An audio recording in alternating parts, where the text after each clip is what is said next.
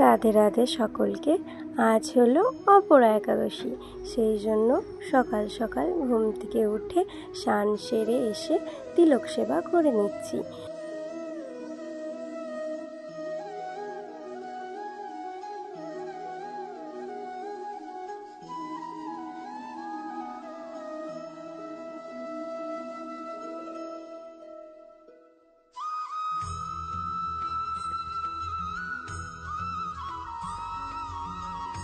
তিলক সেবা করে নিচে চলে এলাম।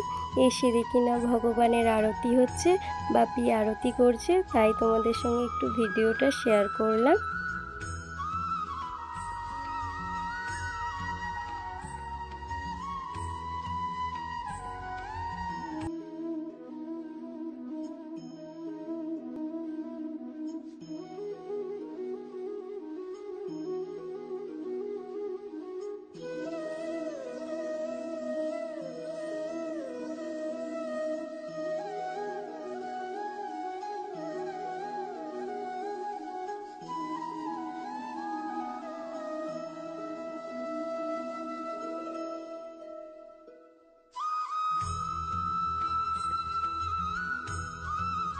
তুলসী মহারানীকে আমি জল অর্পণ করলাম। তারপর আমি গিয়ে দেখি না মা ভগবানের জন্য সবজি আমান্য করে দিচ্ছে।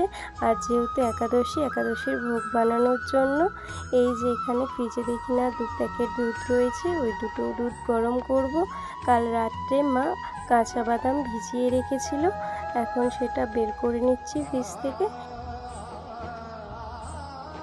আলু আমান্য করে দিয়েছে, এখানে আলু পেঁপের রসার জন্য আমান্য করে দিয়েছে। আর এটা হবে আলু ভাজা, আলু চিপসের মতো ভাজা হবে। এইদিকে আমি দুধ গরম বসিয়ে দিয়েছি, এদিকে বাদাম আলুটা প্রেসারে সেদ্ধ করে নেব।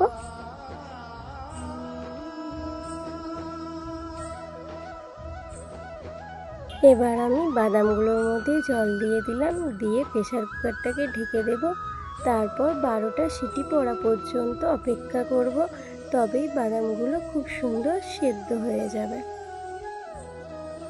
আলু পেঁপের রসা বানানোর জন্য এইদিকে কাঁচা লঙ্কা আর আদা নিয়ে নিয়েছি, এই দুটোকে পেস্ট বানিয়ে নেব এই আলু পেঁপের রসাতে দেওয়ার জন্য।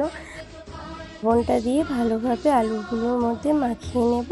আলু থেকে জল কেটে গেলে জলটা ফেলে দিয়ে তবে আলুগুলো ভাজবো, তাহলে আলুগুলো চিপসের মতো ভাজা হবে। আলুর মধ্যে লবণটা একটু বেশি পড়ে গিয়েছিল। এরপর কড়ার মধ্যে সাদা তেল আর একটু ঘি দিয়ে বসিয়ে দেব। আর তেলটা দিয়েছি, ভিডিওটা করেছি, ঘিটা দিয়েছি, ভিডিওটা করা হয়নি। এরপর তেলটা গরম হয়ে গেছে, আলুগুলো দিয়ে দিচ্ছি।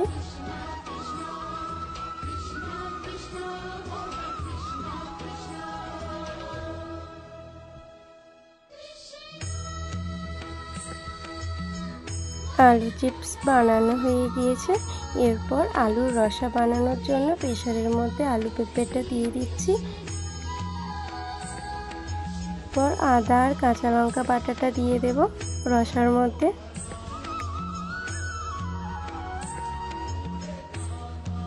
তারপর জল দিয়ে দিচ্ছি।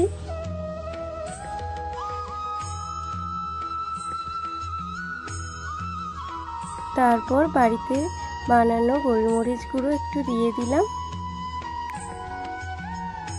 লবণও দিয়ে দিলাম। এরপর আরও একটু জল দিয়ে ঘি দিয়ে দেব।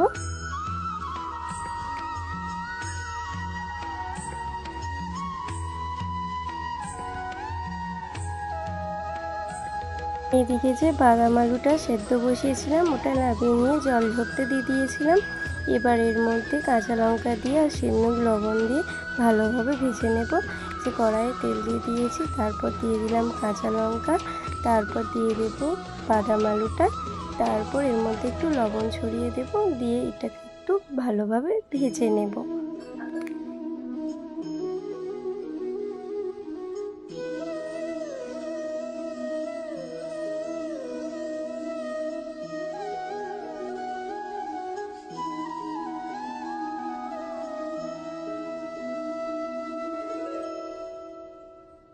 আমার ভোগ বানানো হয়ে গিয়েছে।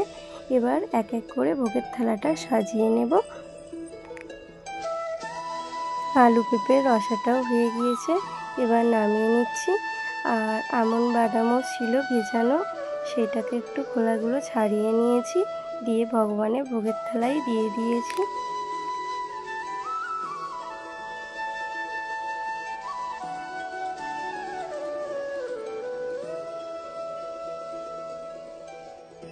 এরপর একটু করে গোলমরিচ গুঁড়ো ছড়িয়ে দেব রসার মধ্যে, আলু ভাজার মধ্যে আর বাদাম আলু ভাজার মধ্যে।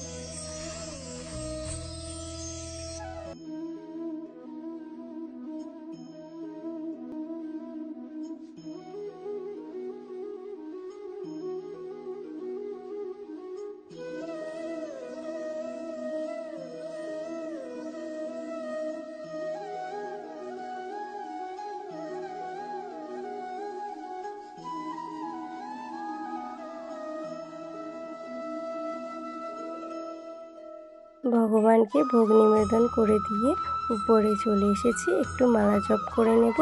আর ভিডিওটা এখানে শেষ করছি। ভালো লাগলে লাইক, কমেন্ট, শেয়ার, সাবস্ক্রাইব করে দিও। আর আজকে কারা কারা অপরা একাদশী ব্রত পালন করলে কমেন্ট করে জানিও। রাধে রাধে।